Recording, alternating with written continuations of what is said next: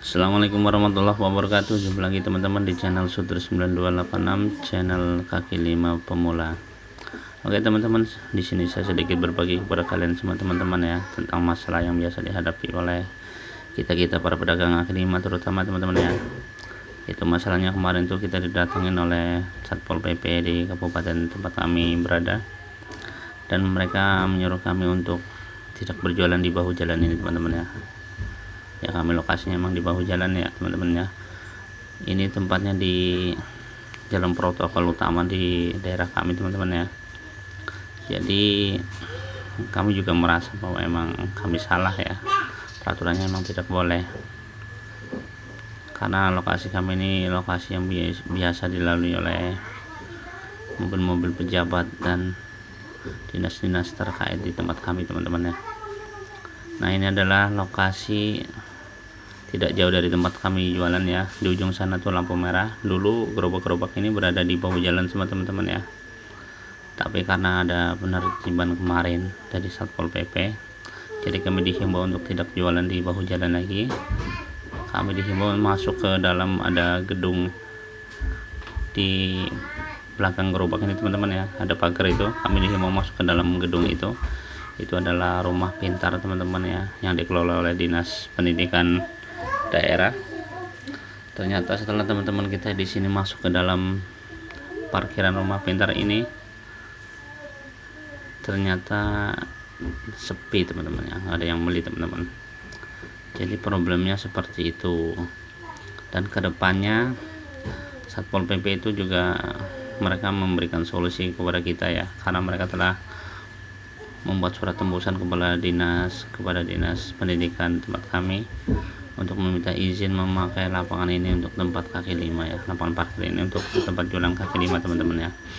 Ya, kami apresiasi usaha dari Satpol PP di daerah kami. Jadi mereka memudahkan tapi memberi solusi ya, tapi masalahnya di dalam itu sepi teman-teman ya. Jadi kawan-kawan kaki lima di sini berinisiatif untuk keluar lagi, tapi tidak di bahu jalan. Kali ini di atas trotoar begini ya, agak mundur ke belakang, mepet pagar teman-teman ya. Tapi masalahnya tetap sama teman-teman ya, yaitu sepi teman-teman. Walaupun ini masih di luar pagar atau masih di pinggir jalan, tapi masalahnya tetap sama, karena pembeli itu pengennya yang langsung turun dari motor langsung gerobak ya teman-teman ya, rata-rata kayak gitu ya. Jadi dia males mau parkir terus jalan kaki masuk gitu. Walaupun mundur sedikit ke belakang dari bahu jalan, tetap sangat berpengaruh terhadap penghasilan teman-teman ya. Bisa berkurang sampai 50% omsetnya teman-teman ya, walaupun di lokasi sama, cuman agak mundur ke belakang. Itulah salah satu kendalanya ya kaki lima ini teman-teman ya. Jadi sebenarnya kami pengen tertib juga, pengen jualan sesuai aturan. Jadi kami tenang juga ya teman-teman, tidak berjualan di bahu jalan atau trotoar. Cuman ya itu tempatnya itu susah teman-teman ya. Sebenarnya kalau pemerintah daerah setempat benar-benar memperhatikan kami para pedagang kaki lima, sebenarnya mereka kalau membangun trotoar itu disisakan space di belakang trotoar untuk gerobak pedagang kaki lima teman-teman ya. Jadi kami agak tenang teman-teman. Dengan adanya space di belakang trotoar ini buat pedagang kaki lima, otomatis kami jualan di belakang trotoar ya, tidak di atas trotoar. Dan kami lebih tenang lagi, misalnya ada razia-razia dari Satpol PP, karena kami telah mentaati peraturan tidak di bahu jalan atau di trotoar. Ya, kiranya pemerintah daerah ini bisa mendengarkan masukan dari kami pedagang kaki lima teman-teman ya. Kayak ini nih, jualan di bawah jalan ini, masuk ke dalam belakang situ tuh udah beda itu omsetnya teman-teman, padahal deket teman-teman ya. Saya juga heran dengan perbedaan itu, padahal dikit loh. Kita naik ke atas itu, di atas lapangan tadi itu omsetnya beda kalau kita di bawah jalan kayak gini teman-teman, lebih banyak di bawah jalan teman-teman ya. Perilaku konsumen tuh begitu teman-teman ya. yang mau tak mau kita harus ngikutin teman-teman, karena mereka maunya yang praktis dan mudah, ringkas. Jadi kadang kalau mereka harus parkir motor terus jalan dikit ke atas trotoar, nyebrang trotoar baru gerobak tuh agak effort buat mereka teman-teman ya. Cuman daripada kita dilarang berjualan tuh nggak apa-apa teman-teman ya. Toh kalau semuanya diberlakukan seperti itu, mau tak mau tuh konsumen harus mengikuti aturan teman-teman ya.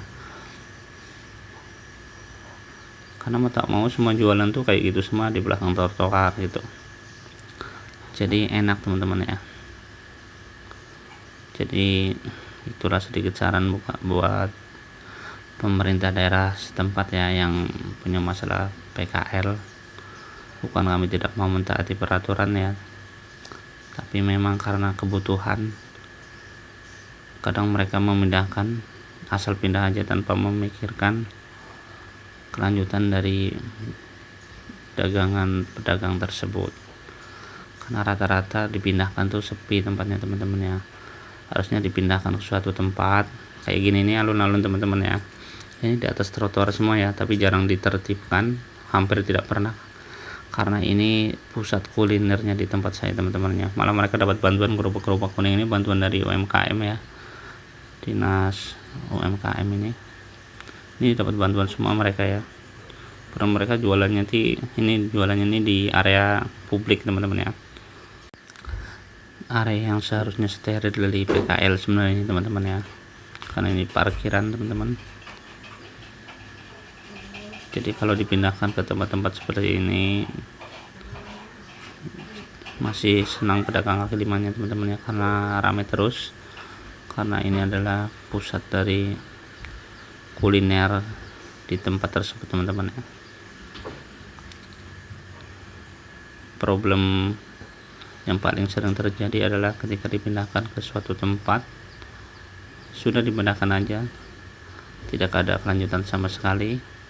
Harusnya kalau dipindahkan ke satu tempat yang telah ditentukan itu paling nggak dipromosikan, terus diadakan event-event oleh dinas terkait atau pejabat-pejabat yang menaungi UMKM ya teman-teman ya, sehingga tempat tersebut bisa ramai teman-teman ya. Jadi mereka mempromosikan itu teman-teman, jadi ramai tempatnya, jangan dipindahkan langsung dibiarkan gitu aja. Itu terkesan kayak membuang ke tempat yang sepi gitu. Oke teman-teman, kepada sesama PKL ya, tetap semangat cari cuan untuk keluarga dan anak-anak kita, jangan menyerah. Tapi gimana caranya kalau kita ternyata masih ditertibkan teman-teman ya, karena kita melanggar peraturan perda setempat, kita nuruti perda tersebut, omset kita turun, tidak bisa memenuhi kebutuhan ya. Tapi kalau kita bandel jualan juga risikonya besar teman-teman ya, bisa-bisa disita barang dagangan kita sama gerobak-gerobaknya teman-teman ya, dan itu kerugiannya cukup signifikan, karena untuk modal awal lagi itu cukup berat teman-teman ya, karena besar ya.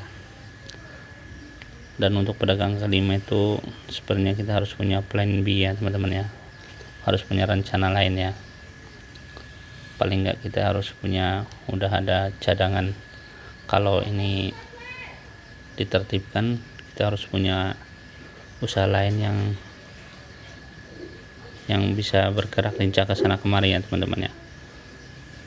Dan kalau saya sendiri, saya tuh pengennya kalau misalnya gerobak saya ditertibkan, saya pengen jualan pakai motor teman-teman ya, karena pakai motor itu bisa kesana sini, bisa jemput bola teman-teman ya.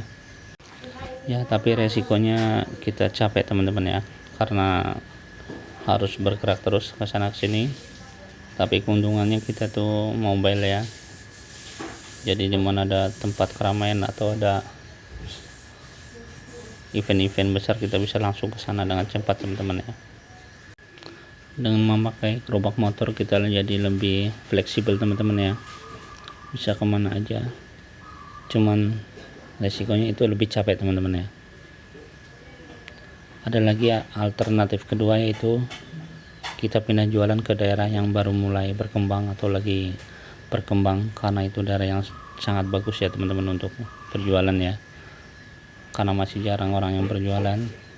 Jadi kita masih bebas untuk jualan jenis-jenis jajanan yang populer teman-teman ya. Kalau jualan di tempat yang sudah ramai itu persaingannya cukup ketat teman-teman ya, jadi ada banyak kendalanya teman-teman ya. Tapi kalau daerah yang baru berkembang itu sangat bagus teman-teman ya, kita bisa memilih jualan yang paling banyak cuannya untungnya, karena saingannya itu lebih sedikit, dan juga Pol PP nya juga belum begitu intens di sana ya teman-teman.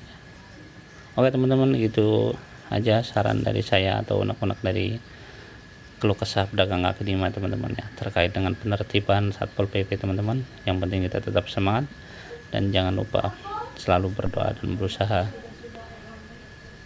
Sampai jumpa teman-teman, semangat ya. Wassalamualaikum warahmatullahi wabarakatuh.